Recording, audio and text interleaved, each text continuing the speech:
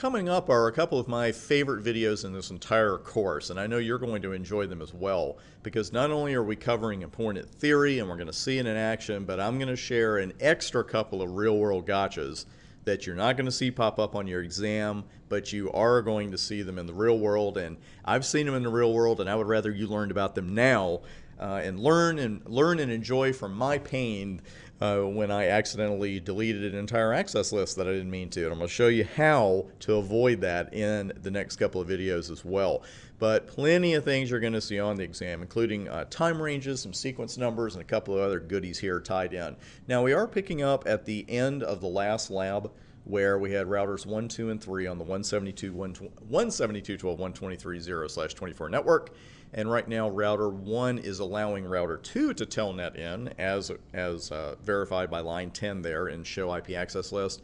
And we're denying everybody else. So right now, router 3 at 172.12.123.3 cannot telnet in. We're going to change that a bit. Also, I wanted to call your attention, of course, this is a good reason why we would add an explicit deny to the end of an ACL, is that way you get to see the number of matches, because if we just went with the implicit deny, that would have been fine, but we wouldn't see anything here. We would just see line 10. Also, a successful telnet attempt that goes through an ACL is going to show as 2 matches. I've seen that before, and I've seen it for a long time, and I've never seen anybody actually explain why, but that does happen. So we've got 2 successful telnet attempts from router 2. One of them I did off camera during our break, and then another one from router 3 that was unsuccessful. I did that during the break as well. So that's why the matches look a little bit different than they did at the end of the last video. Time ranges really come in handy, though, especially when you run into real-world situations where you want a line or 2 or 3 of an ACL to be enforced some of the time. Because sometimes you don't want to block access to something all the time. Sometimes you don't want to permit access to something all the time. And that could particularly come in handy with Telnet, because let's just say you decide, hey, from 9 to 5, someone should be allowed to Telnet into my router and otherwise forget it. Or you could also have a server that's going to be offline for a while. You don't want anybody even accessing that particular IP address. You could knock it out with an ACL and say, okay, for a couple of hours, I want this to just block traffic. I'll show you how to do both of those. We've got 2 different kinds of time ranges. The first one you're going to see much more often than the other. So we're going to do that one first. And you're always going to start with the time range command. Now, I would give the time range an intuitive name. And just a little bit of a dad lecture here, never give anything a name on a Cisco router that you don't want to read out loud at a meeting. Okay? And you're laughing at that, and I'm kind of chuckling myself, but I remember someone having to do that. It was not me. And they weren't terribly offensive names, but someone took offense anyway. So we move forward with time range telnet allowed, and you see that we drop into the time range config mode. And not a lot of choices here, especially considering 3 of them are default, exit, and no. Absolute and periodic are the 2 that we're going to use, and really you see periodic more often. And what we do with periodic is set up a time range that's going to recur. Like say we want something to happen every weekday, or we want it to happen every weekend or every Tuesday night, something like that. Where absolute lets us define an absolute start time and absolute finish time, and that's it. And we'll use both. I'll show you both of them, but I really want to show you periodic, and that's where we're going to spend most of our time. So let's go with periodic. And as you can see, you could list multiples of these as far as the days of the week go. If you put Friday and then want to put something else, you'll notice that the daily, weekdays, and weekend choices, they disappear. So if you want to put a couple days of the weekend, you certainly can. There's nothing wrong with doing Monday, Tuesday, Wednesday, Thursday, Friday if you want to, but daily is a good way to go as well. So actually, we're going to go with weekdays on this and do Monday through Friday. And now you have to define a starting time. And we're going to go with 9 a.m. And you literally have to put the word 2 there. And we're going to go with 1700 here, 5 p.m. And the ending time stays valid until beginning of the next minute. That sounds like nothing, but I remember having arguments about that in CCIE lab prep. You'll be glad you weren't there. So we've got 9 to 5 so far. We need 1700 there actually for 5 p.m. And that is it. Not a lot of options here. And congratulations, you just wrote your first time range. Now, obviously, you have to apply it somewhere.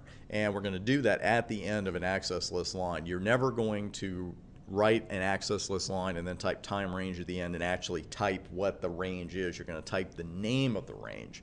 What I would recommend you do before you do that is do a quick show time range command.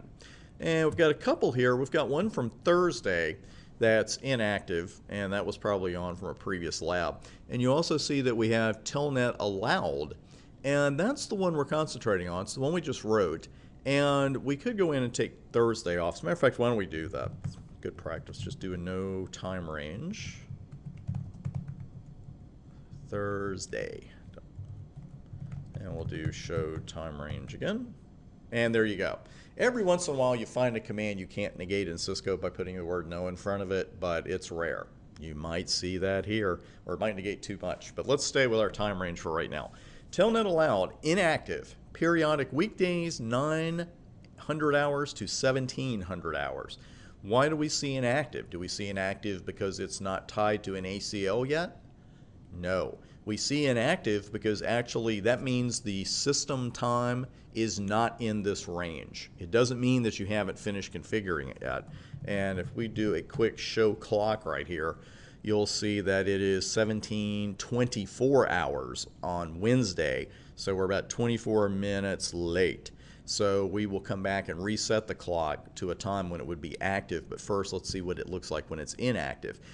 We need to go ahead and add that list. We need to get the access list rolling. So we're on access list 101, and we're going to do a permit TCP host 172.12.123.3, and then we're going to put a destination of any, and then we're going to specify the time range. And now I'm going to move the screen over. It's still going to go off the line. So I want you to see what happens to the front of at the pound sign where the A is. Watch what happens when I type this in and it goes off screen. You see a $sign there, and it's really odd the first time you see it.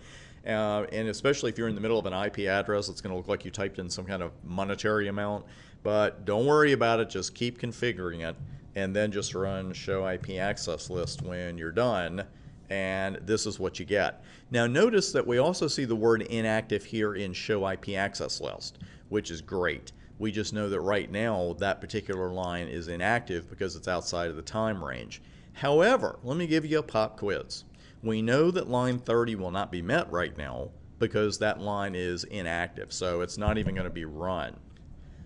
What's the net effect then of our current list? What happens when we are in the time range? Like if someone tries to telnet in from 123.3 at 2 o'clock in the afternoon, what's going to happen?